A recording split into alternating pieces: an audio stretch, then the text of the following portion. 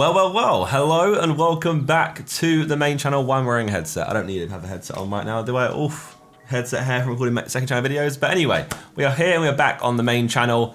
Now, what an idiot I would be if I didn't at least get a video and title out of the KSI Logan Paul fight, right? Because obviously, as of today, recording it, it's been exactly 1 week since the fight happened. Now, we've missed all the booming views around it, but we can at least make a video out of it regardless. Now, I did actually have a video like kind of pre-planned and ready to put out at the weekend of the fight, but due to the whole stress and just me not being the greatest of YouTubers on this channel, I'm not gonna lie, it didn't actually come about happening. But I'll go through it right now and explain to you what I actually did and what I planned before moving on into talking about the fight and all that stuff later on in this video. What I had planned for a video title was I made fake KSI vs Logan Paul merch and earned #___. So basically what I went and did is I went out and I designed 2 designs to sell for KSI Logan Paul 2 fight merch. These are said designs. I mean, I can open them real quick. So this is numero uno, a very simple design right here. Look, KSI Logan Paul 2, little box type design, and it just says the location and date at the bottom. A little bit of memorabilia, nice t-shirt. Now the idea, obviously, was to make a nice website, and then from there, either do Instagram advertising or some kind of form of advertising that isn't involved directly through myself in order to promote it. And this is the second design real quick, Nightmare versus Maverick. I can see I did it in both on hoodies and t-shirts. Very, very simple designs, but cool nevertheless, because it wasn't really, I mean, other than Sidemen clothing, wasn't that much merch around the fight. So you know what? It's a cool title, something creative, something different. But me being me, I just managed to chat myself out of doing the actual idea. I don't know what it was. I mean, I guess it was around the fact that I was stressing for the fight itself. I was stressing for getting videos ahead for my second channel. And all in all, I just seemed to have a lot of like anxiety and stress around this channel, which I've been trying to like break down and work out what the reason is for it. Me and Con come to my channel directly all the time with regards to filming and editing. Me and him have long chats about trying to work out how we can improve our whole workflow, get consistent. I keep trying to get consistent, I get consistent, and I fall off again. And I want to be consistent. I want people to go, okay, Josh makes good videos on his individual main channel. Gaming channel, I smash it out all the time. If you guys aren't subscribed to it, I'm banging out FIFA right now on that channel. It's doing very, very well. But yeah, so make sure you subscribe to that channel anyway. But this channel, something about it, I don't seem to be able to do it. And I need to learn how to do it. I have tons of ideas backlogged. And many ideas end up going to waste because I leave them so long, either someone else does them or they become outdated. Because I, in my brain, talk myself out of doing it, either thinking that I'm not good enough for the video or thinking that I guess the video itself isn't good enough or like it won't bang views. And for some reason there's like a stigma on my main channel. I have to like have banger titles and banger thumbnails always because obviously you put out like a crappy vlog, typically you won't do that well these days on YouTube. So yeah, let's get that spiel. We'll talk about it another time. So talking about the actual fight itself, I've not done notes or anything, I'm just kind of spieling out straight direct to camera again. Kind of similar to how I just did my last video where I spoke about how I planned the Sidemen holiday video.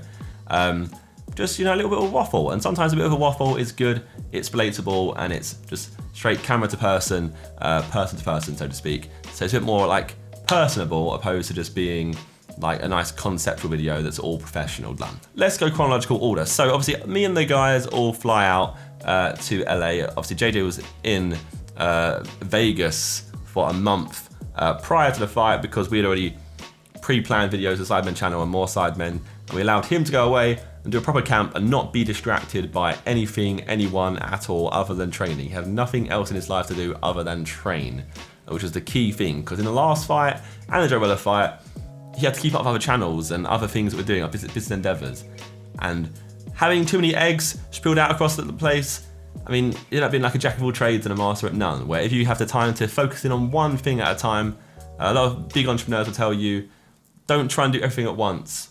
Focus on one task at a time, and that's how business becomes successful. Like if you're focusing on making a clothing line, do the clothing line only first. Don't try and branch out into other things, which is, I mean, for us, kind of hard to do because obviously we kind of broaden our horizons quite far out, so it's hard to do all things at once. But you'll find with JJ typically, especially JJ, that he'll hone in on one thing at a time. He'll have either his second channel on YouTube booming, or have his main channel on YouTube booming, or he'll have music booming where he works on a whole project but disappears everywhere else. So that's where it works well with the boxing. He went away, and they had no distractions, could focus purely on boxing to ensure he got the best possible results and put himself in the best position to win the fight. So anyway, we get ourselves over to LA, we have the press conference and stuff, we're all there. We don't really get ourselves too involved in anything that much. I know like Jake Paul gets himself a bit more involved than we do. We kind of sit back and just let the whole thing happen, let JJ do his thing, not trying to get involved, not trying to be on camera. But there's a lot of boxing media out there who are covering the fight and covering all things around the fight. So me, Vic, Simon, Toby, and Ethan all done a lot of interviews. Now Ethan, which I'll get to later actually, Ethan had a great week, which I'll talk about a bit further in. But yeah, so we cover that. We do a lot of, go on some little boxing channels. I say little boxing channels, that's bad. But we go on some other boxing channels who have YouTube channels. That's IFL TV, Boxing Social, Sky Sports Boxing, and BBC Sport. Hope I didn't miss anyone out. Who else is there? None of us went on seconds out, I don't think. But yeah, we did a bunch of interviews on that, and they all boomed. They did so well, and it seems like a lot of great feedback came from those interviews anyway. A lot of people said that it was surprising to see how well that we carried ourselves, or how professionally we carry ourselves, or how well we can handle interviews, almost like we've been media trained. And I think even like the reaction of Sky Sports and stuff was very similar to that. The fact that they were so surprised by how well we could just waffle on, I guess. But ultimately, this is our job to waffle in front of a camera. So we tend to get half decent at it, I guess. But anyway, we move on and we get to the actual fight night, November 9th, a night that many of us remember for the rest of our lives, because what a roller coaster of emotions that night was. We all get ourselves dressed up, you know, we're British, and in the boxing world, in Britain, you typically turn up to a boxing fight in formal attire. Is the right thing to do, you know, any kind of big sporting event, you're up in formal attire, or any kind of big event, you're up in formal attire, you wear your suits and you try and look your best, and you put on a good show. And obviously we're all front row, we're all on camera, so to make sure we're looking our best and looking great for both JJ and both for the cameras, and representing the UK well. That's what we kind of go for. I don't think that's a big thing in America, because you'll find a lot of the Americans tend to just wear tracksuits, which is kind of strange. But I guess that's just difference in cultures there. Because I feel like we all lead up to the fight, we're going to be the only people in the arena wearing suits, whilst everyone else is going to be there just wearing t-shirts and tracksuit bottoms. Which was the case in the end. I mean, there's, I guess, a lot of the British guys and other YouTubers that turned up all wore suits as well. But yeah, that was quite like a stark difference between the UK side and the American side there. But I remember leading up to the fight, I felt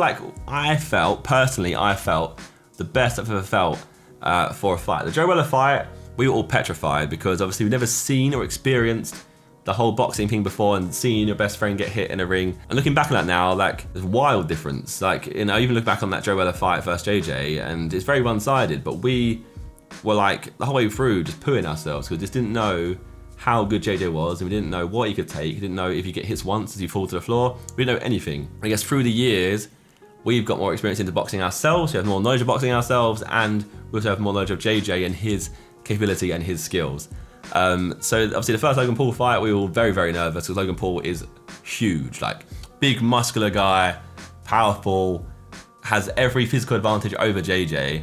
So we was all terrified of that one as well, but not as much as the Joe Weller fight, because I feel like we had more confidence in JJ and his ability. And that one, the first 2 rounds, obviously Logan slapped him up really, and then JJ came back into it. But I think after that second round, we was all there ready to, I guess, mentally prepare for the loss, because we're like, you know what, Logan's looking very, very good.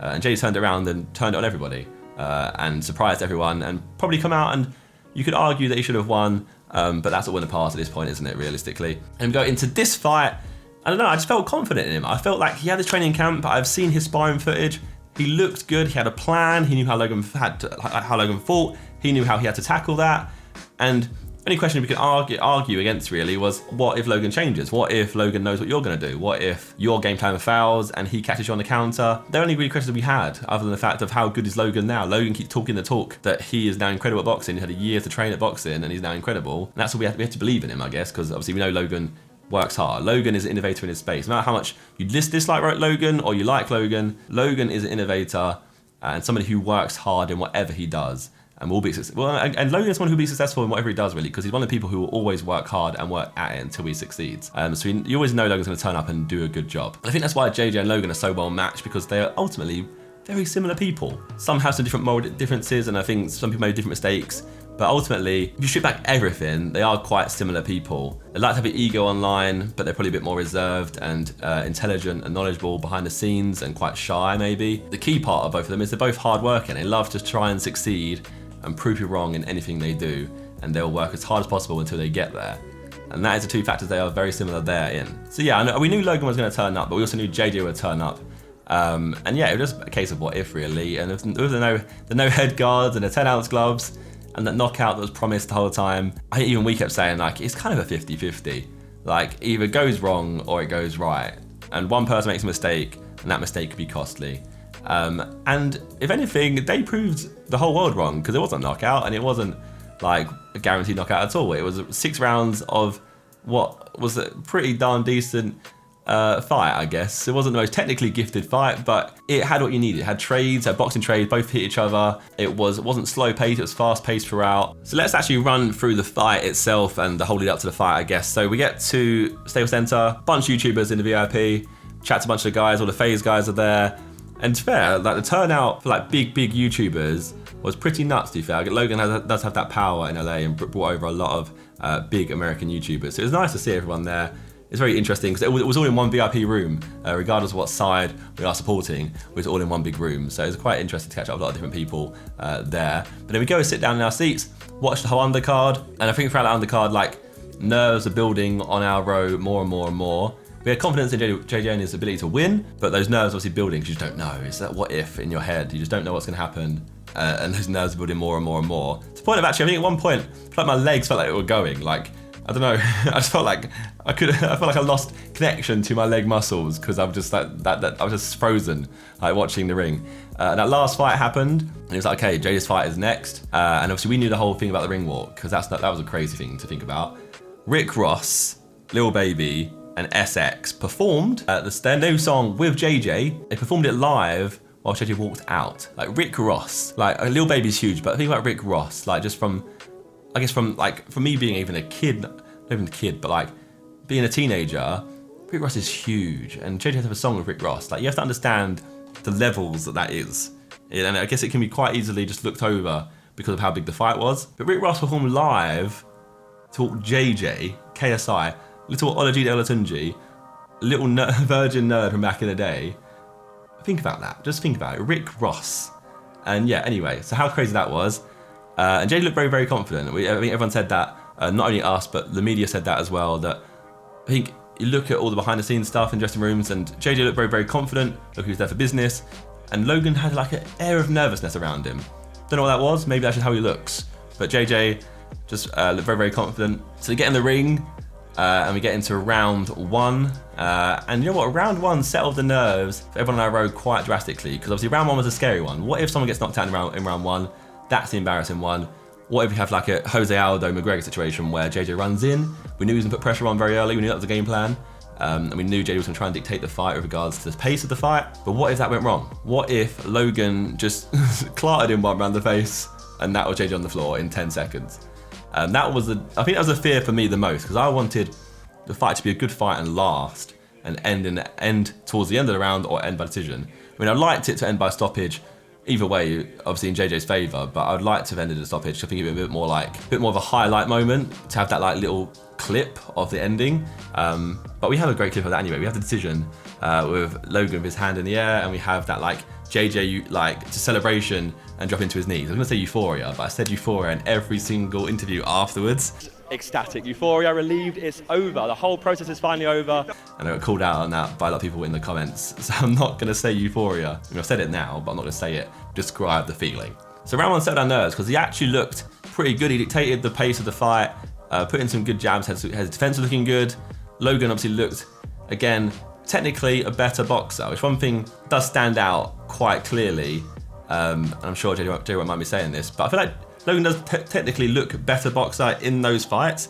JJ's sparring footage, he looks technically so much more gifted and skilled, and it comes to the actual night, and I don't know what it is. Is it the adrenaline? Is it just the fact of Logan is such a hard opponent because of his physical advantages, of his reach and stuff, that you kind of have to go a bit wild to get in? Like, I don't know enough about boxing, and JJ's much more knowledgeable in boxing than me, so I trust whatever he's doing is for the right reason. I mean, it seems to work. He goes wild and it works. Every time he went wild, he got in. And I guess you have to go a bit wild to get inside, because I'm imagining that if you're being quite technical and close, then you're going to be quite predictable in what you're doing. Or maybe you just need more experience in order to use their technical abilities and use all the things you need to know to get inside properly. But what he did worked. He went wild. I think he also just looked like he just wanted to take his head off. I think he should have, I guess, tried to be a bit more tactical with that. But his aim was to put pressure on him and to wear him down and just go crazy, and I think it worked. I think that mentality that JJ was like, he was just a warrior, I wanted to win regardless, and it looked like that worked the whole way through. But round one, I think that set down nerves. Round 2 again set down nerves even further, because it felt like, you know what, I felt he left those 2 rounds definitely taking a win in the second round for sure, and the first round was up for debate, I guess. If you are, I'm not a judge, so like you can, I think obviously JJ dictated the pace of the fight and was the aggressor of the fight, so you could argue he won that, but maybe you could argue that Logan landed more clean jabs and clean shots. Maybe he landed them more clean. JJ threw a lot. Did he land anything that clean? I don't know. And obviously that's how judges score things. And I'm not, like I said, I'm not boxing professional. I have had like 4 boxing lessons in my life. I am a hype beast when it comes to boxing fights. I watch the biggest fights of the guys, but I don't watch all the ins and outs of boxing. So I'm not going to claim that I know everything about boxing. We get to round 3, and that is the key one. That is the key one. That is the one where JJ gets a knockdown, but it was written off as a slip, which when you watch replay again, we now see that it was actually a knockdown. And it was argued that it could have been on the back of the head because he kind of like came round and hit him like here. I don't know, from what I've read from people who are into boxing, and I guess Eddie Hearn and a lot of the boxing media afterwards, they all said, yeah, that is a completely legitimate knockdown. I don't think the referee in his interview actually said that was a knockdown or not. He spoke about the point deduction, which we'll get to in a second, but I don't think he actually clarified whether he thought it was a knockdown watching it back, so I don't know. We don't have any BIR in boxing, unfortunately. We could argue that JJ should have got his points for a knockdown, but hey ho, what do you know? It's boxing, it happens. But yeah, when that happened, that was like, oh my god, oh my god, oh my god, he's knocked him down, and then obviously you see that he's written it off as a slip. But we felt that again, that just that confidence thing again was there. It was building confidence throughout the fight, and on our row, our big friendship row there, we were just there like, he's got this, he has got this. As long as he doesn't make a mistake, he has got this. And then round 4 comes around, and he gets met with that sweet uppercut, which is the biggest controversial moment of the whole fight, I guess, because I've watched it back many times now, from different angles and different feeds. I don't know if I can yet, but if I do use any footage, a big thank you to Sky for letting me use that footage. So if there's any footage in this video, then huge thanks to Sky for letting me use it. I appreciate that. And if you do want to watch the full fight as well, you can watch it on Sky Sports Boxing channel now, because a lot of people ask me after the fight, like even family and friends, where can I watch the full fight? I was asleep, missed it. So you can watch the whole thing on Sky Sports Boxing, their YouTube channel. So I've watched it many different times and different replays, and you'll see that he gets hit with that clean uppercut, the first one, and that definitely rocked him. And I don't know if he's going to go down or not. I don't think even he knows. Because I watched it back and his legs look alright, it doesn't look like he's going down too much. He stumbled for sure and definitely got rocked. But was he going to go down? I don't know. But maybe then, if Logan was smarter and didn't go for the second one, then he could have probably done a bit better in that situation. But hey ho, what do you know? Like I said, it's boxing. It's a game of chess, and you make decisions very quickly, and if you mess up, you mess up. And unfortunately for Logan, he then grabbed the back of Logan's head, JJ's head, sorry. Logan didn't go like this on his own head. Logan grabbed the back of JJ's head, did a second uppercut. Now that uppercut, you watch it, and JJ drops like instantly, like his legs go, whole body goes.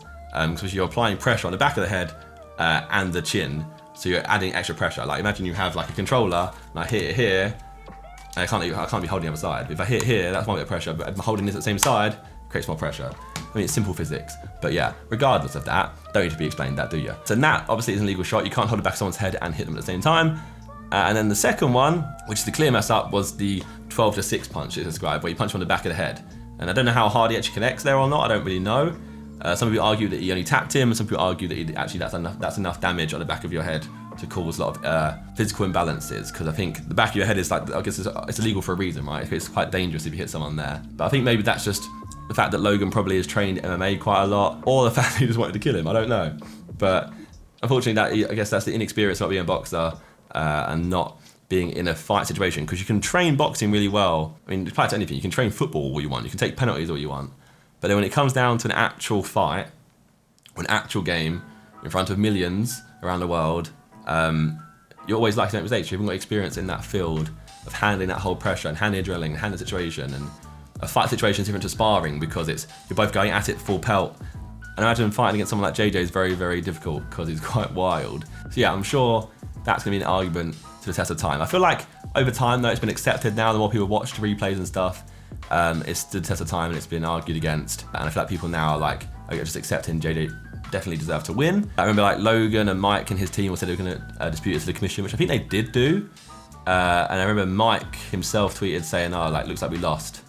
Or like, it's confirmed, yep, we lost. I don't know if they actually got a response from the commission or not, but from what the referee said and what a lot of different pundits in the media said when we spoke to them afterwards is that they're not going to overturn that decision because the referee that was there is one of the highest respected referees in boxing and whatever he kind of says goes. I think the referee did a good job in the night. I think like he explained it in an interview, which is great in that interview because I think he gave a lot of clarity to everyone and said the reason why he did what he did and deducted 2 points was because it leveled the playing field. He scored the knockdown, which is giving Logan the 2 points, sorry, and then deducted 2 points to level the playing field and left it at that. So kind of like levels the playing field because JJ had been rocked by that and had this chance to recover, but you could argue that the fight changed a lot because of that uppercut and because of the fact that JJ got rocked. So who knows what would have happened in that fight had that whole situation not happened, I don't know. But like I said, whatever happens and happens on the night, I'm sure Logan has his regrets, but ultimately they both turned up, they both did a sick job. So yeah, then round 5 happened and we were just worried because, oh my God, like JJ's been rocked, you could see it, his legs weren't the same. And in round 6 he come back and he put in a good shift and I think he took round 6.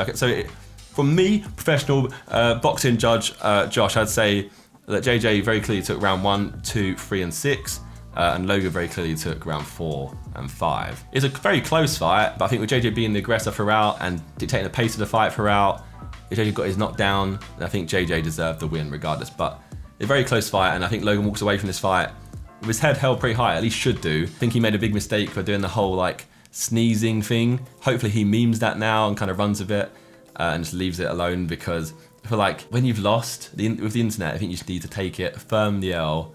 If you want to cry about it behind the scenes, by all means do, but I think you should just firm the L publicly. And I think that'd be your saving grace because as you saw, the response to him making issues about sneezing 3 times in the morning and stuff wasn't met that greatly by the public. But I think he's won the audience back now because they've kind of watched the fight back and they've seen the fact that both guys showed respect at the end. I think that was a nice wholesome moment at the end. JJ thought about it and ummed and ahed, and then they finally accepted that they showed some respect for each other, which was great. I think like it showed a big bit of relief on both their faces when they finally like showed respect for each other.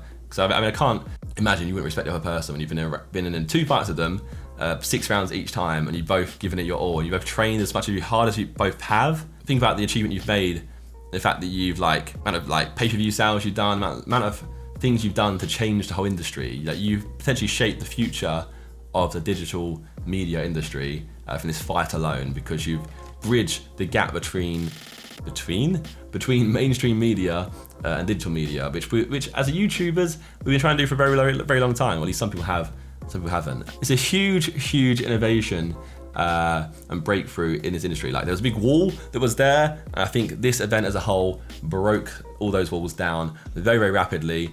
And I'm sure we'll see a lot more hybrid events or hybrid type stuff between mainstream media and the YouTube kind of like digital media industry world in the future. Whether it be boxing or not, I don't know, but it could be many other different things. Shout out JJ and shout out Logan Paul, because yeah, you both should leave that event very proud of yourselves because you've done a genuine madness, and you both left without becoming memes, without being too embarrassed. I think you both come out of the fight very nicely, and hopefully, I mean, for Logan, I really hope he does go back to just going back and making good content and pushing boundaries in other fields, because as a whole, I personally think Logan Paul's pretty sick. Like, I mean, it's a controversial thing to say, I guess, but I think he always works hard.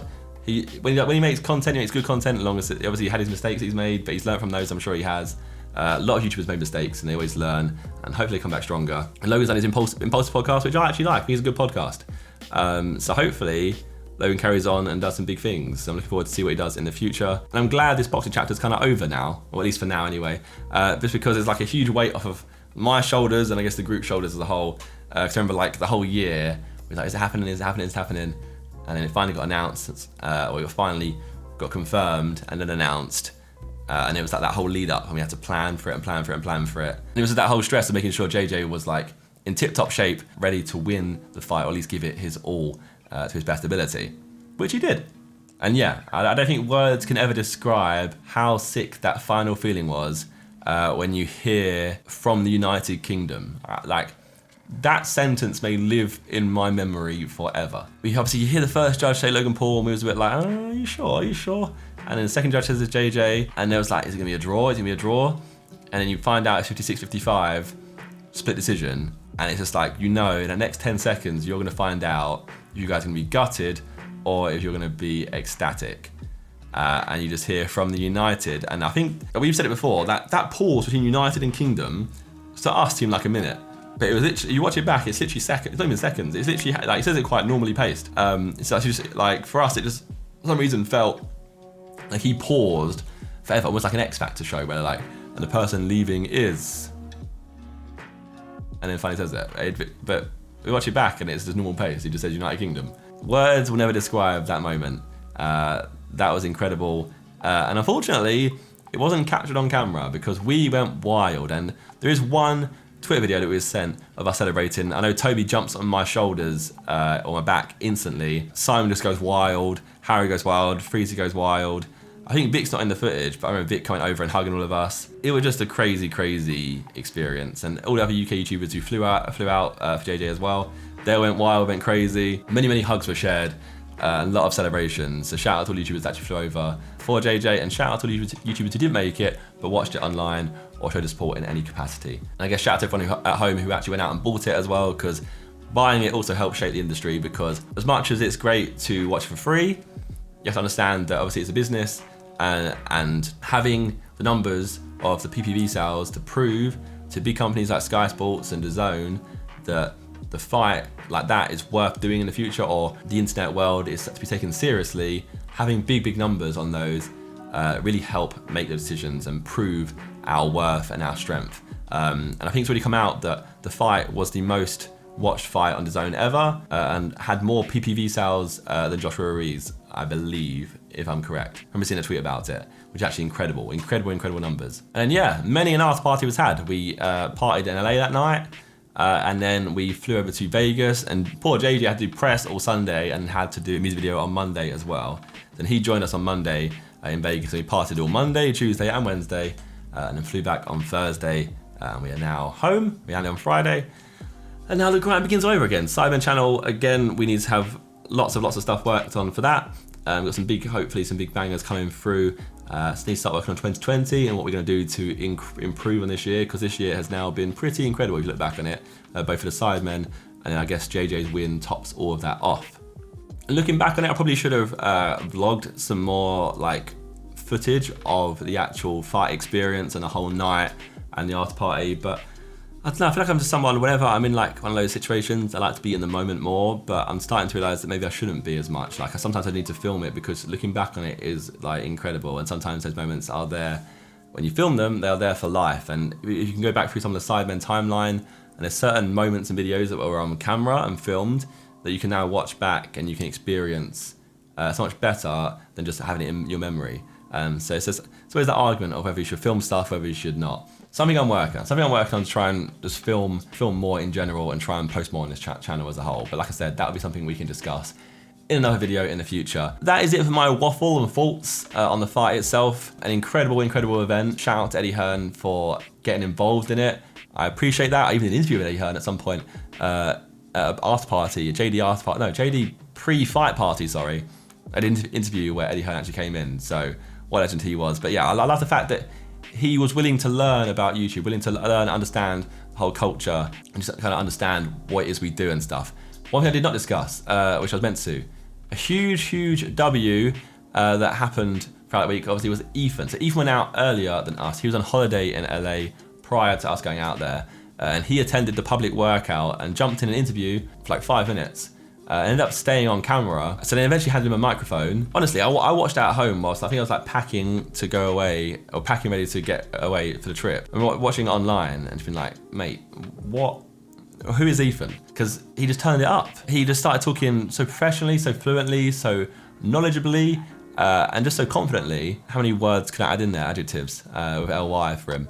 But honestly, he surprised me, and I know him very well. But yeah, so he stayed on the actual stream for an hour, just chatting and waffling, Jake Paul came in and he spoke to Jake Paul as well and spoke to confidently Jake Paul and his thoughts on the camp, and Jake Paul didn't reply at all, which is kind of strange, kind of awkward moment there. But yeah, he honestly did us proud because he did so sick on that stream alone, but then he did so well on that stream that Sky Sports kept him on for the rest of the whole fight week. He did the weigh-in, then he did the actual fight night itself. And you have to remember this, like I told you that like my legs were going and I was so nervous during the actual fight itself. As you said, I think there's a picture of Simon as well where he's got his head in his hands after the first round and he's just like almost like praying or just like just frozen with anxiety or nerves or just stress. While meanwhile Ethan is there commentating on the fight in what is arguably a pretty unbiased manner. I think Logan, I'm sure if Logan watches back, he'll go, you know what, like Zinga did a very, very good job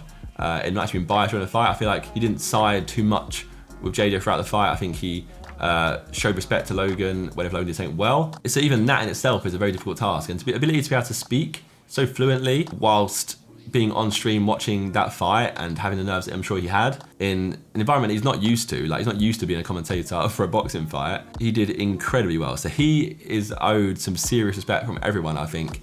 Especially Joella as well and Anderson Gibb because they both jumped on as well. I think Chunks did some commentary for BBC if I'm not wrong. Shout out to Chunks as well because he's a legend. I'm actually also pretty proud of Joella because I feel like he did a very good job on that whole trip as well. And I'm hoping you're going to see more Joella now because I'm hoping that kind of week gave him a lot of confidence. I feel like he kind of disappeared for the past 2 years. Not disappeared fully, but ever since his fight with JJ, I feel like I guess they've maybe felt like an outsider, I don't know. But it'd be nice to see him come back to YouTube and just dominate again, because Joella, he's been a legend. Like, he always has been a legend. So hopefully we see more of him. Hopefully that fight will give him a lot of confidence in himself again to come out and just prove that he is as good as he is. And hopefully we can now see Ethan just go down that endeavor some more. Maybe he can go down the presenting route or go down the like boxing pundit route some more. I don't know what he can do. I'm sure Eddie will get him back involved in something because genuinely Ethan did a very, very, very good job. So yeah, like I said, shout out to him. And yeah, I've managed to waffle on again for a very, very long time. So I'll let you go and I'll stop keeping you here listening to me ramble on. Hopefully there'll be many more main channel videos coming in the near future. I am working on it. But yeah, if you enjoyed rambling on about the fight, then by all means leave a like on it as always. On top of that, make sure you are subscribed to this channel. Once you are subscribed, make sure you smack the bell down below. Ensure you get notified of any videos or streams or anything that I do in the future. You get notified about it as long as you have that bell ticked. Make sure you're subscribed to the Simon channels and make sure you are also following me on Twitter and Instagram. Let's build that social platform everywhere, you know? I will see you guys next time. Goodbye. I'm a Mercus, bare excitement like it's a circus. Wanna see more exciting things? Check my YouTube channel or Zerkaa. If you hear something in my bar you think I didn't even know that I said, boy better know when I'm on the mic and I speak, better know that I said it on purpose. That's right, I'm a Mercus, saying